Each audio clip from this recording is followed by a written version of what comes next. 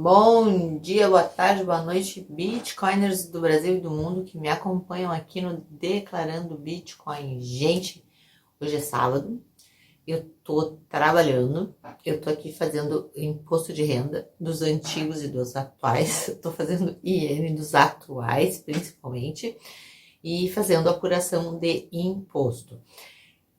Eu quero, assim, explicar para vocês, mas muita gente me pergunta assim, o que eu faço, como é que eu faço, etc. Ontem mesmo, tem uma pessoa que ficou me questionando, e as pessoas não sabem por onde começar, o que fazer, de que forma eu apuro, de que forma eu não apuro, como é que isso acontece. Então, a gente tem que ter algumas coisas muito claras, de novo, né? O que a gente tem que fazer?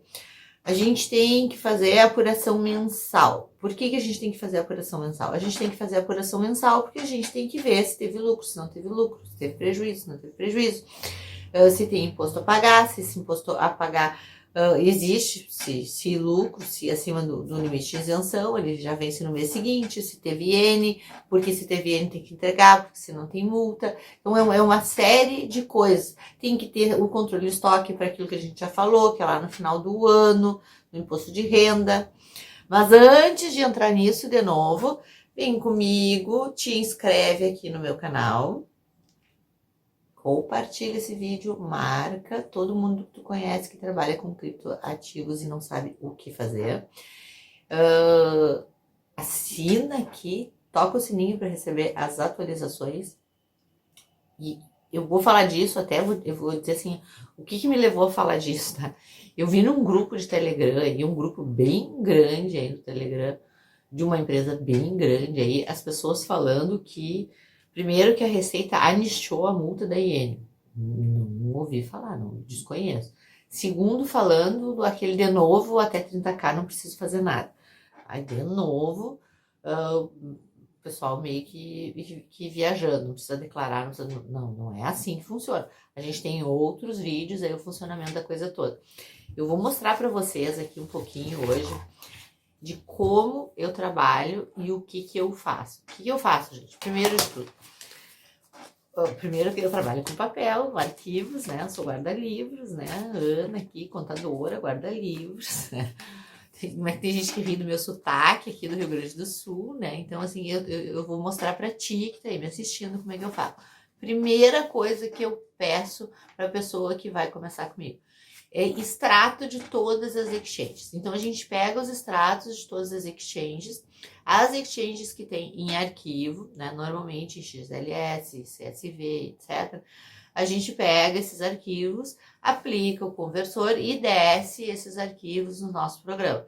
Eu tenho dois rapazes aqui inteligentíssimos, ambos trabalham também de forma remota comigo. Um deles é o Pablo, o outro é o Alex, né? Ambos fazem também esse controle comigo, né? São os meus desenvolvedores que manjam muito de criptoativos também e manjam muito de programação e que me ajudam a destrinchar todas essas novelas, né, que a gente recebe aqui e resolve. Então, gente, assim, a partir desses extratos, a gente faz essa leitura. Essa leitura, de que forma ela é feita? Ela é feita primeiro por exchange, né? A partir da leitura das exchanges, a gente começa a fazer a separação de que forma. Eu vou dar um exemplo aqui, na montagem vai passar aí para vocês. Isso aqui é um exemplo onde eu trato por exchange, por data, por tipo de operação, né? Aí a gente tem que considerar aqui aquela questão da permuta. Se é uma permuta, que tipo de operação que a gente faz? A gente tem que, sim, quando é permuta, considerar que houve uma realização, houve uma alienação e uma compra posterior, né? Isso tudo a gente controla, destrincha, abre, e não é um processo delicado. A gente coloca qual é o ativo, né? Ou qual é o par de troca disso. A quantidade, volume, taxa, a cotação de uso que a gente utiliza, o câmbio, né? O valor total disso em BRL e o valor dessa taxa em BRL. Isso a gente emite um relatóriozinho assim.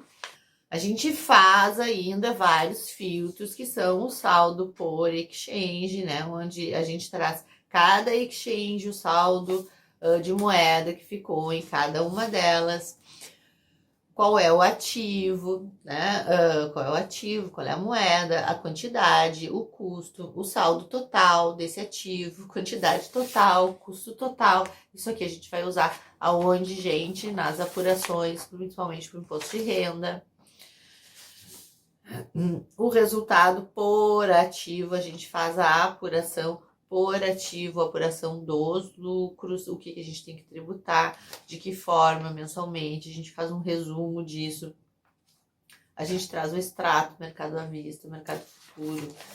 Isso tudo a gente controla aqui. Para quem acha que é facinho, não é facinho. Quem tem muita operação é duvidoso a questão de como apurar tudo isso. Então, aqui se calcula, nada que é feito sem cálculo. Para no final de tudo isso, e isso em geral são muitas páginas de uso, a gente traz ainda um resumo. Esse resumo eu trago como resumo de compra e venda, o resultado por ativo, o resumo de compra e venda também é por ativo, e mais um resumo para efeitos de GCAP, né? Para efeitos de GCAP, que é uma novela, a gente faz o resumo, porque normalmente quem vem para mim já tem muitas operações, a gente tem que fazer então isso de forma pormenorizada fora para poder sumarizar lá no GCAP. Também isso gera mais um relatóriozinho. Eu tenho casos aqui onde a gente gera relatórios de 100 e tantas páginas. A gente tem casos aqui que para montar o relatório a gente perde mais de uma semana aqui montando o relatório. Então, assim, para que tudo isso, Ana? Para que tudo isso? Porque a gente tem que apurar. Se a gente não calcular, a gente não sabe o resultado disso. Hoje de manhã eu acordei com um bom dia de uma moça que me disse: Ana, eu preciso converter isso em reais. Lógico que precisa. Se tu é contribuinte aqui no Brasil, tu precisa fazer todas as conversões de tudo que tu fez em reais. Se tu não fizeres as conversões em reais, como é que tu vai saber se tu ultrapassaste ou não ultrapassaste os limites? Não tem como, é impossível. Então, assim, gente, sim, todas as operações têm que ser convertidas para real, sim, as permutas têm que ser desdobradas, sim, né? A gente tem que fazer apuração mensal, sim, a gente tem que fazer apuração por moeda, sim, a gente tem que manter um saldo de controle por exchange, sim. Então, realmente não é uma coisa simples. Uma outra coisa que as pessoas me perguntam muito é: e o que eu faço com a iene? Inclusive, eu tive uma moça, que eu não sei o nome dela, não perguntei, que me pediu agora, no dia 31, ela estava desesperada à tarde, fazendo a iene, e ela me pediu: pelo amor de Deus, me ajuda, como é que eu faço? Então, ela estava entregando a iene dela à mão. Onde é que a iene é entregue à mão? No ECAC da Receita Federal, com a senha ECAC, tu vai entrar no ECAC, cobrança e fiscalização. Lá em cobrança e fiscalização tem uma forma manual de tu entregares a iene. Gente, o que tem que se ligar aqui? A gente tem que se ligar que lá na iene tem formas e formas também de se entregar. Na iene tu tem as questões de quando é permuta, tu tem as questões de quando é compra, quando é venda, quando é dentro de exchange, quando é fora de exchange. Que mais, gente? Lá no ECAC precisa de certificado digital? Não, se tu for fazer à mão, não precisa. Precisa só da senha ECAC. Para quem eu peço para fazer certificado digital quando faz comigo?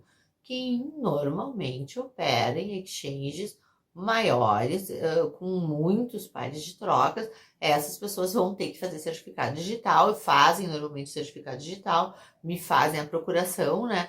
Para quê? Para que a gente possa fazer a iene de forma automática em arquivo. Aí a gente gera o arquivo da iene e sim entrega a iene de forma automática. E eu sempre, em vista das operações do cliente, eu já aviso se tem que fazer o certificado ou não. Iene à mão é para aquele que tem pouco movimento. Quem tem muita movimentação não tem como fazer a iene à mão, ok? Precisa fazer todos esses controles? Sim, precisa. Por que a gente precisa fazer todos esses controles? Se eu não fizer todos esses controles, a gente não sabe, primeiro, se teve lucro ou não teve lucro, né? Se tem imposto a pagar ou não tem imposto a pagar. A gente não sabe o saldo no final do ano. Tem gente que me pergunta qual é a cotação no final do ano. Já respondemos isso. Não é por cotação, a gente chega no saldo pela compra e pela venda, né? Então, como é que a gente vai chegar nisso se a gente não fizer a conta disso? Então, por mais simples que pareça, isso tudo tem que fazer conta, gente. Então, assim, não tem como operar em cripto sem fazer conta. Ou faça a conta tu mesmo, ou contrata um contador para fazer essa conta para ti. Mas, de fato, essa conta tem que ser feita, ok? Isso é muito. Não tem como fazer imposto de renda, não tem como fazer IN e não tem como apurar lucros ou imposto se não fizer contas. A conta aqui é uma coisa básica. Então, os cálculos são matemáticos. Ah, tem um programinha que faz. Gente, eu vou dar uma outra dica para vocês. A gente tem vários programas aí fora do Brasil que fazem, né, a apuração no tax, da taxa, no caso, né? E a gente tem que se ligar no seguinte: em todos eles, pelo menos todos os que eu já testei, nenhum deles se adequa à nossa realidade Brasil. Por quê? Porque a gente tem aqui uma legislação, por enquanto, específica, que ainda é uma legislação rasa, né? Porque ainda estamos com pendências de regulamentação em vários fatores, né? Como eu mesma já falei aqui para vocês, que algumas coisas eu vou introduzir aí com vocês com o tempo, que é a questão de alavancagem, futuros, etc. Margem, né, também. Mas enfim, aqui no Brasil a gente tem algumas situações diferenciadas, inclusive a questão da IN 1888. Gente, e de uma vez por todas, para quem escreve aí nos grupos, larga nos grupos, que é para gerar IN, para gerar DARF, não, gente, a IN não gera DARF. O que a IN faz? Ela faz um reporte da movimentação para a Receita Federal. Tivemos essa semana aí a notícia da questão da malha fina. Que várias pessoas vão receber, são 300 e tantas mil pessoas que vão receber cartinhas de malha fina. Que malha é essa que as pessoas vão receber cartinha? Da malha automática. A IN entra nessa malha automática ainda? Ainda não, gente, fica comigo aí até o fim. Ainda não. Por quê? Porque ainda não tem como automaticamente cruzar o imposto de renda com a IN. De que forma a IN vai te empurrar para a malha fina ou não? De forma qualitativa, né? E não quantitativa. Quando eu falo de forma qualitativa, quer dizer o quê? Por IN, tu tem lá que a Nacional informou X, ok? E tu não informou nada, né? Então, de uma forma qualitativa, pelo um simples sim ou não, tu pode sim ser objeto de malha fina, ok? Com relação a cruzamentos automáticos, acho muito difícil agora, com toda a experiência que eu tenho, que dê para fazer algum cruzamento automático. Ah, Ana, quer dizer que se der tudo ok lá, eu não tiver pendência, eu não tô na malha? Não, muito antes, pelo contrário. Eu acho que todo mundo que opera com cripto, de fato, é um alvo de malha, justamente porque as pessoas insistem nessa situação do se declarar ou não declarar. Gente, tem que declarar, como eu falo sempre. Eu não faço as leis, eu não faço as regras. Eu tô aqui para dizer como é que elas funcionam. Então, assim, por legislação a gente tem que declarar, por legislação a gente tem que pagar imposto e por regulamentação também a gente tem que fazer a IN, a gente tem que informar. Com base em tudo isso, vamos repensar a forma de analisar essas coisas. Deem uma olhada nessa questão de malha. Isso não é para assustar, isso é para informar.